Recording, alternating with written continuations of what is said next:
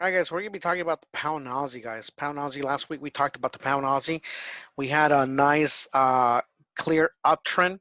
I'm going to disregard the monthly and the weekly because, once again, these cross pairs, they're so wicky that you really have to be careful how these pairs play out.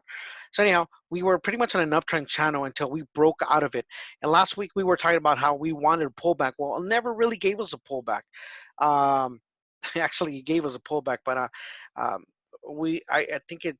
Once again, I'm now going further and further on, where I'm going to be explaining further levels out because um, it didn't write this daily. That's actually a daily demand level. Let's go ahead and write that down. That's pretty much like a daily demand level right there. So so what happened is that it reacted well off that daily demand level, and that ride was actually, I think, within a day. So within a day, we actually got that pretty much, or 2 days, day and a half, or something like that. At any rate, uh, this is the pullback that I'm waiting for. I'm waiting for this 92. I'm sorry, 90, 95 level. I think it is.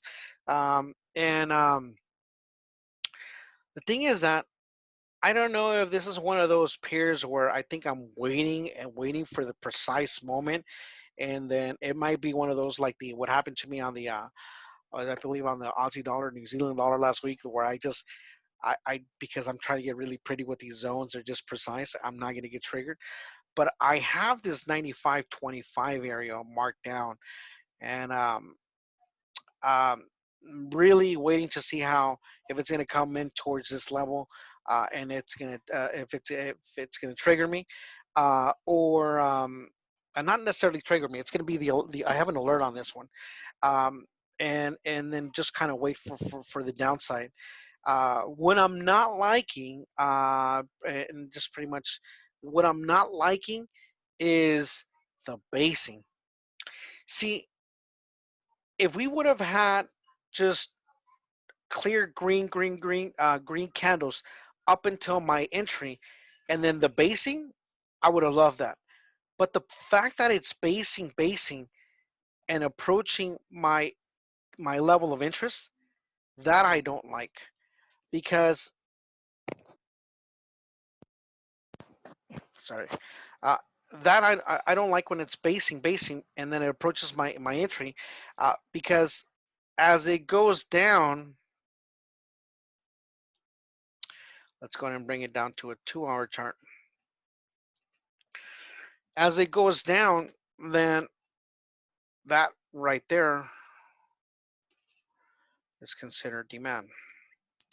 So my profit potential goes down. So this is going to be more of a day trade now instead of an overnight because of the formation it's doing. And I'm not really quite liking the way how it's approaching my level now. So just be aware that if maybe you want to wait, maybe you say, hey, you know what, I like your zone, but now I gotta wait. Now, yeah, I would actually, if you really want to play it on the safe side, then wait. Let me take a look at my lower time frames. That would be your 94 area. Um, yeah, I would really wait for you for to break maybe a 4-hour candle below your 94.25.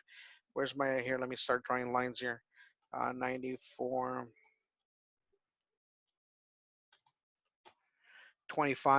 Maybe you need a 4-hour candle breaking that, right? And then wait for the pullback, and then for your continuation back up.